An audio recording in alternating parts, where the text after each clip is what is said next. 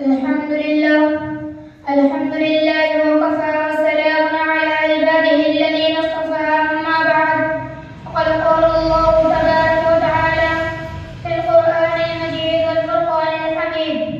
सदर मुहतरम मुअज़्ज़ज़ असद इकराम और हकम साहिबान और मेरे अजीज साथियों, क़ब्र की मंजिल के बाद आखिरत की दूसरी मंजिल हश्र का मैदान है, जहाँ इब्तिदाई दुनिया से लेकर इंतहाई दुनिया के तमाम इंसान जमा होंगे। नफ्सी नफ्सी का आलम होगा, कोई किसी का पुरसाने हाल ना होगा, सबको अपनी अपनी पड़ी होगी। मैदान हश्र उस वक्त कायम होगा जब क़यामत आएगी, और क़यामत उस वक्त आएगी जब हज़रत इस्राफील अलैहिस्सलाम सूर फूकेंगे। इरशाद खुदावंदी है और कहते हैं कब है ये वादा